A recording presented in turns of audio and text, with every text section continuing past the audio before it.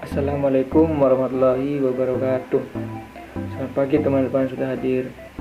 Pada kesempatan kali ini semoga semuanya diberikan kesehatan dan juga semangat belajar.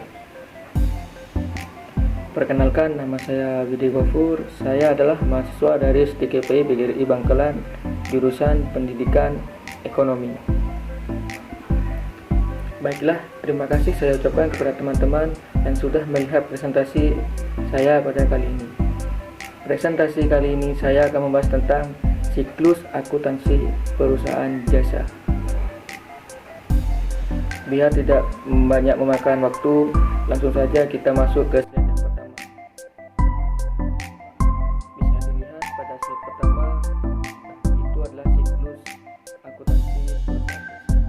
Di mana yang pertama itu kita harus membuat bukti transaksi, jurnal penyesuaian, buku besar, neraca saldo, laporan keuangan, jurnal produk.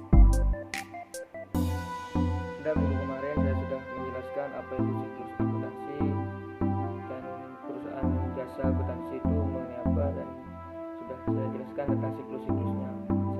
Pada kali ini saya akan menjelaskan tentang bukti transaksinya terlebih dahulu.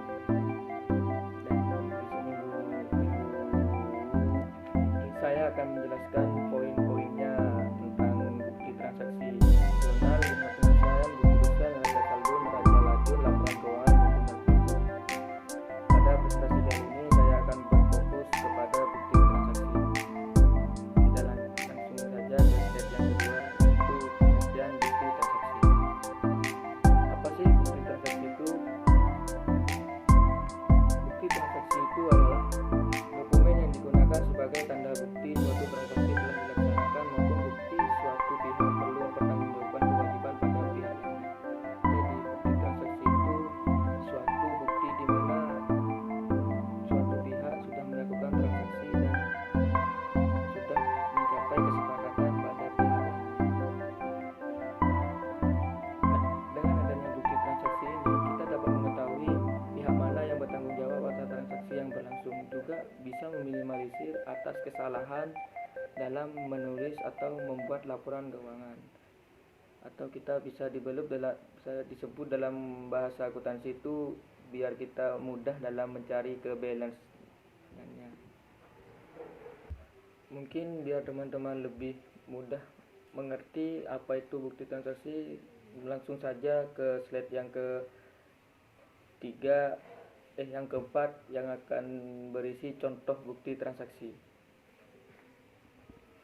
Nah, bisa dilihat pada gambar yang pertama, yaitu contoh bukti transaksi yang berupa kwitansi. Ada yang tahu kwitansi itu seperti apa? Nah, kalau tidak ada yang tahu atau udah pernah ada yang lihat, pasti udah ada yang pernah yang lihat. Saya akan menjelaskan kwitansi itu apa. Nah, kwitansi itu adalah sebuah alat bukti penerimaan uang atau penyerahan uang secara tunai. Diingat-ingat ya, penyerahan uang atau penerimaan uang secara tunai yang ditandai tanda tangani penerima uang tersebut, lalu buktinya dipegang oleh pihak yang membayar.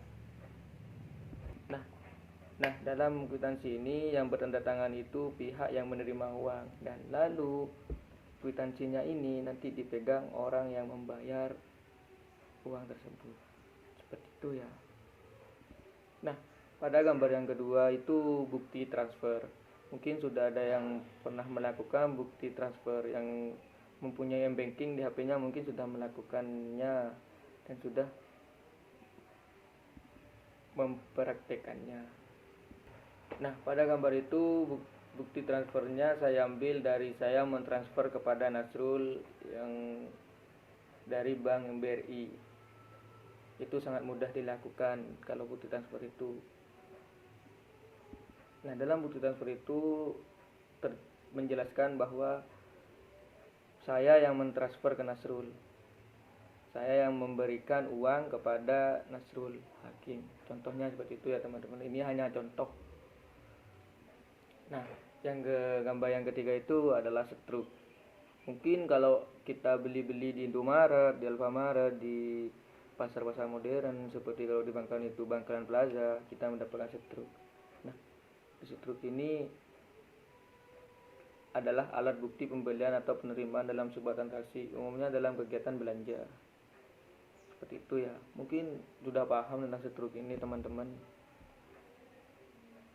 Nah, dari ketiga contoh tadi yang sudah saya jelaskan, mungkin teman-teman bisa tahu apa itu bukti transaksi. Nah, pada dasarnya sebelum kita masuk dalam pekerjaan akuntansi, dalam suatu pekerja akuntan, kita harus benar-benar belajar.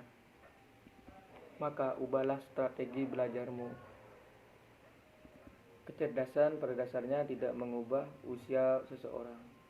Orang yang selalu berambisi menjadi kaya, pikirannya hanya uang, uang, uang, dan uang. Memang uang itu sangat penting dan sangat penting banget. Tapi di atas itu pendidikan sangat perlu, dikarenakan pendidikan itu suatu investasi yang tidak akan pernah gagal pada kapanpun. Oleh karena itu, ubahlah cara belajarmu biar mengubah keuanganmu. Mungkin cukup sekian presentasi dari saya, kurang lebihnya mohon maaf.